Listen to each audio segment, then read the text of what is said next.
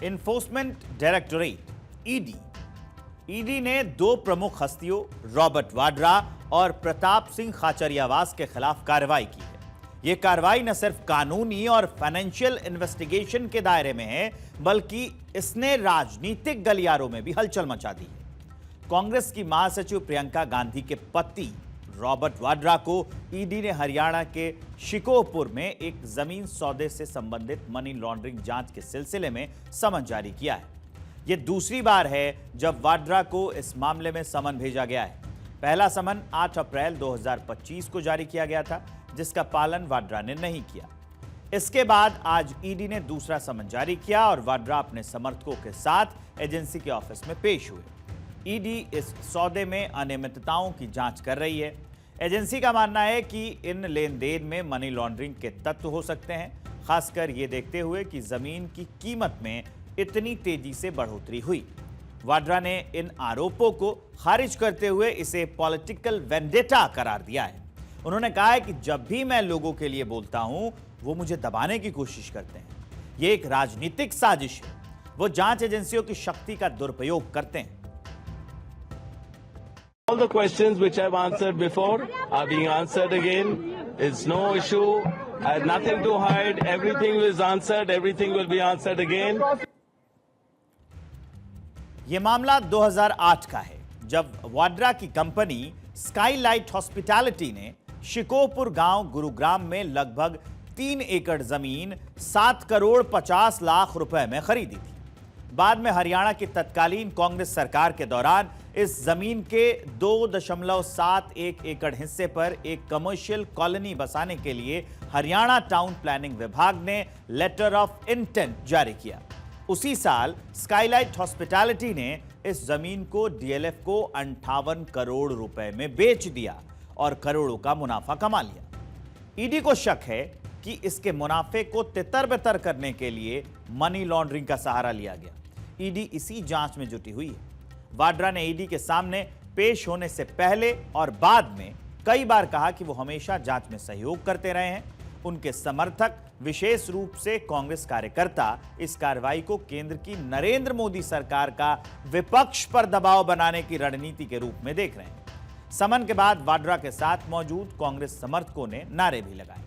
इधर ईडी ने राजस्थान के प्रमुख कांग्रेस नेता और पूर्व राज्य मंत्री प्रताप सिंह खाचरियावास के आवास पर छापेमारी की। यह कार्रवाई वाड्रा मामले से अलग है, लेकिन दोनों की टाइम लाइन जो है उसने और ज्यादा चर्चा का विषय इसे बना दिया है।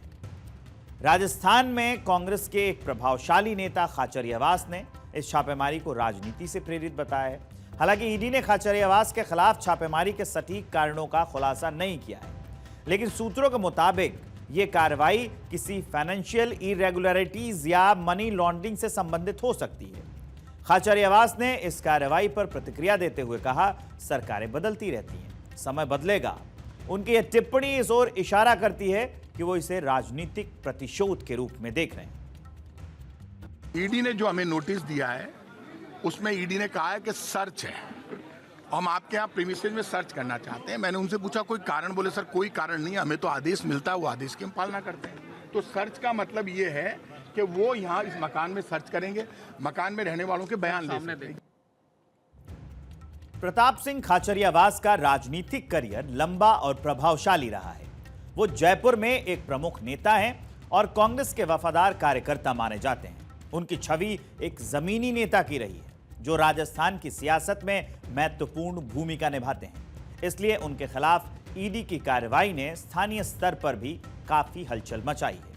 राजस्थान के पूर्व मंत्री और कांग्रेस नेता प्रताप सिंह खाचरियावास के सिविल लाइंस स्थित आवास पर प्रवर्तन निदेशालय की दिल्ली से आई टीम ने छापेमारी की। यह कार्रवाई 49,000 करोड़ रुपए के चर्चित पीएससीएल चिटफंड घोटाले से जुड़ी बताई जा रही है।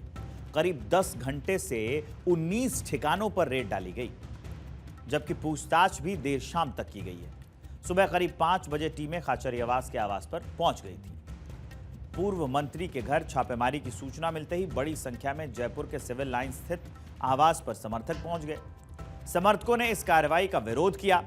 मौके पर भाजपा सरकार के खिलाफ जमकर नारेबाजी हुई।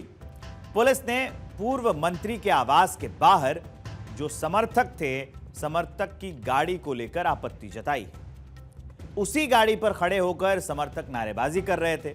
इस दौरान समर्थकों के पुलिसकर्मियों से बहस भी हो गई। हालात को देखते हुए ईडी की टीम ने Jaipur police commissioner Biju George Joseph और डीसीपी साउथ दिगंत आनंद से बात की। इसके बाद मौके पर 3 थानों की फोर्स भेजी गई।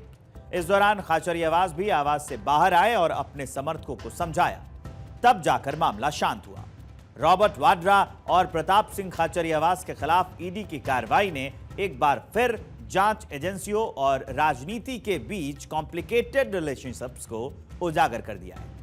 जहां एक और ये कार्रवाई कथित फाइनेंशियल इरेगुलरिटीज की जांच का हिस्सा है, वहीं दूसरी ओर इसे पॉलिटिकल स्ट्रेटजी के रूप में भी देखा जा रहा है। इसके अलावा दिनों में ऐसे मामले के बढ़ने से न सिर्फ लीडर्स के फ्यूचर पर इंपैक्ट डालेंगे, बल्कि भारत की राजनीति और लीगल सिस्टम पर भी गहरा असर डाल सकते हैं।